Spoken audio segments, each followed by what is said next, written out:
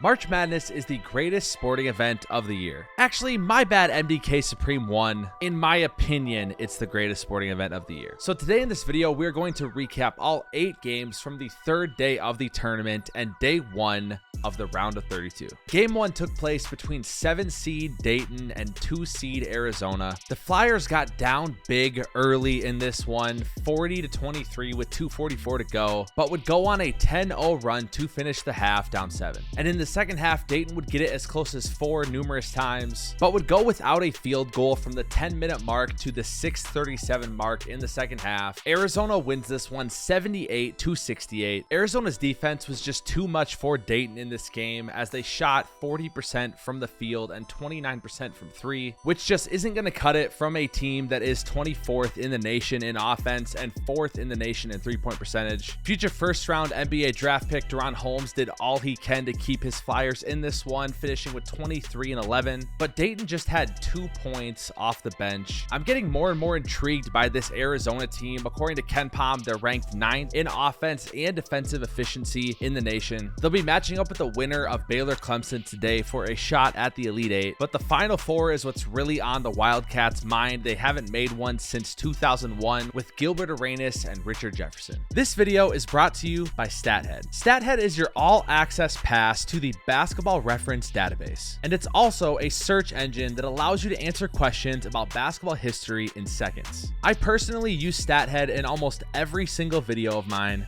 including this one. For example, let's say you're wondering who has the most points in a single game in March Madness history. With StatHead, you can find that answer almost immediately. You can put a variety of filters on your searches, giving you some pretty interesting records. They actually just added college stats and will have a couple more tools rolling out in the next couple of weeks that I'm really excited about. If you use code HARDWOOD, you'll get $20 off an annual subscription. If you prefer monthly, they're offering a free trial for your first month using the link in the description. They also offer some pretty cool discounts for students, military, and others. Check out StatHead today using the code HARDWOOD or the link in the description. Game 2 on day 3 took place between 4 seed Kansas and 5 seed Gonzaga, 2 teams that are considered to be having down years compared to recent success. The first half of this matchup was super competitive, with the Jayhawks having a 1-point lead at halftime, but then Gonzaga goes on a 15-0 run to begin the second half, and from there it was pretty much a blowout. Gonzaga would win 89-68. The Jayhawks just looked tired and completely beat down in that second half, and that's due to a lot of things. For one, Hunter Dickinson is beat up, still playing. They're missing arguably their best player, if not their second best player, in Kevin McCullough Jr., who was shut down with a knee injury. And then that Samford game took a lot out of them 2 nights ago. And let's be honest, there's a chance they just aren't even in this game if we don't get the worst foul call of all time. Bottom line is, Kansas had 0 depth, and it caught up to them in the second half. Gonzaga, on the other hand, shot 60% from the field. Fifth-year senior Anton Watson led the way with 21 points. And yes, this is the same Watson that was a very important role player on those Jalen Suggs and Chet Holmgren teams. Wyoming transfer and leading scorer Graham Ike finished with 15, and Nolan Hickman had 17. But the biggest story here is that Mark Few, Gonzaga's coach, has now made a Sweet 16 in 9 straight years. I feel pretty foolish buying into the McNeese State hype, upsetting them in the first round. I know Gonzaga has had a down year in comparison, but you just cannot bet against Mark Few coach teams, at least early on in the tournament. Gonzaga now awaits the winner of Purdue and Utah State, which are playing later today. Game 3, number 1 seed North Carolina versus 9 seed Michigan State. I was nervous for the Tar Heels early in this one. They got down big to start, which you never want to do against Tom Izzo in the NCAA tournament. But after that 26-14 deficit, UNC would go on a 20-1 run and take the lead, heading into the half up 9. Sparty kept it close until about the 10-minute mark, when UNC turned it on and would end up winning 85-69 in this one. I know Michigan State is a 9 seed. I know they are not having the type of year they usually have, but as a 10 seed last year, they upset Marquette in the round of 32. And anytime you have senior guard play led by a Tom Izzo team, I don't care if you're a 1 seed, you have to feel good about beating them and advancing. Tyson Walker did all he could in in this one, scoring 24 points on 9 of 16 from the field. And on the UNC side, RJ Davis led the way with 20. Armando Bacot had 18, and Harrison Ingram finished with 17. UNC awaits the winner of Alabama Grand Canyon today. And if both Arizona and UNC can make it to the Elite Eight, they would face each other in a revenge game. If you don't know, back in 2022, when UNC made the title game as an 8 seed, RJ Davis, Armando Bacot, and Caleb Love were all huge parts of that team. All three of them returned for 2023, and they started out the #1 seed in the preseason, but they wouldn't make the tournament. Caleb Love then got out of Chapel Hill and transferred to Arizona, and the rumors are there's bad blood between RJ Davis and Caleb Love. I have no idea if that's true or not. However, it could be a really cool storyline for an Elite Eight matchup. Game number 4, #2 seed Iowa State versus 7 seed Washington State. The Cyclones do not have the best offense, but they have the nation's second best defense according to KenPom. And early on, it looked like their offense may be leading them to an early exit. It took them a whole 5 minutes to score their first point, and they didn't reach 10 until the 7-minute mark in the first half. However, their defense kept them in it. They would bounce back and tie it at half, 27-27. And in the second half, their offense would step up a bit, and their defense would continue to clamp Washington State, finishing the game 67-56 and sending the Cyclones to the Sweet 16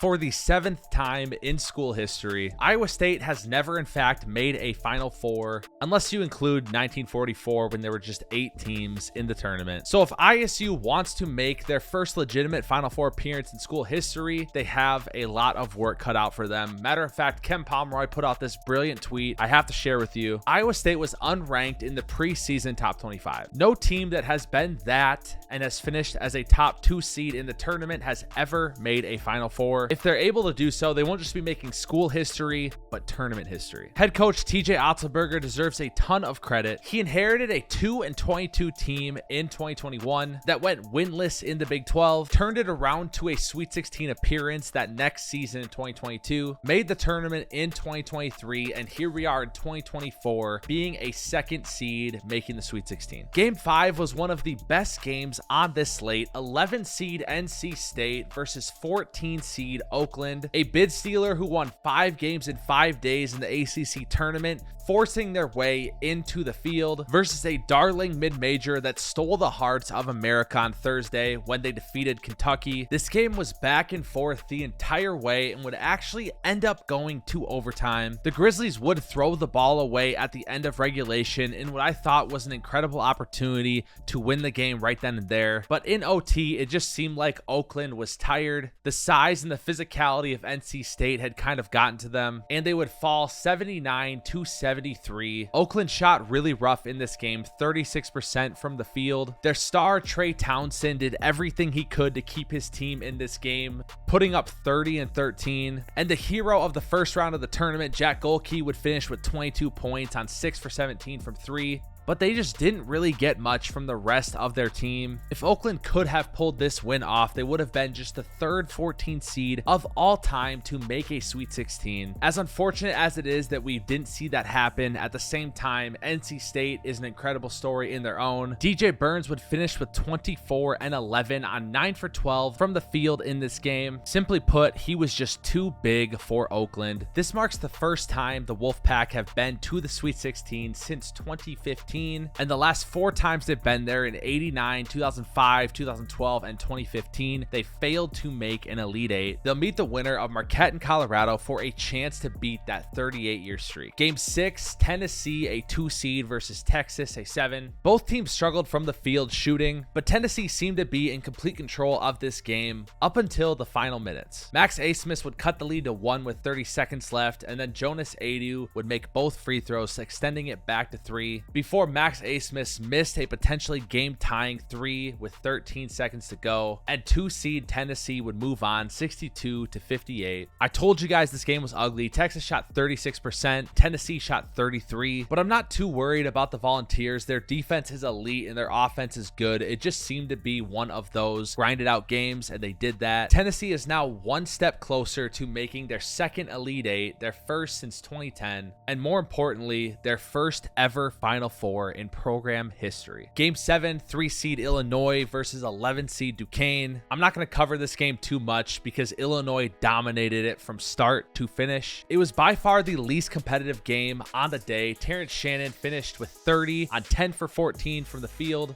Marcus Damask had 22 and 7 on 9 for 16, and I have to say, in round 1, my apologies, he had the 10th ever triple-double in NCAA tournament history, the first one since John Morant. This win was huge for the Illini as they broke a 5-game streak dating back to 2006 of losing in the round of 32. The matchup with Iowa State for a chance at the Elite 8 on the line. The nation's best offense in Illinois versus the nation's second best defense in Iowa State. A team that wants to run versus a team that wants to slow down. I'm super excited for this matchup as they are complete polar opposites in their style of play and their strengths. And finally, game 8, the last one of the day, and in my opinion, the best game on this slate. Yes, even better than NC State and Oakland. Number 3 Creighton versus number 11 Oregon. Oregon has a very similar story to NC State. They forced themselves into March Madness by winning the Pac-12 tourney, and Folly Dante and Jermaine Couisnard have been sensational during this run, and they were again in this game. Dante finished with 28 and 20. Couisnard had 32 and 8, and this game was back and forth the entire game. It was 36 to 34 at half, obviously tied at the end of regulation. The Ducks led 62 to 58 with the ball with 34 seconds left when Couisnard missed a jumper and Baylor Shireman would make 2 free throws. Dante would miss the front end of a 1-and-1, and Baylor Shireman would make a jumper,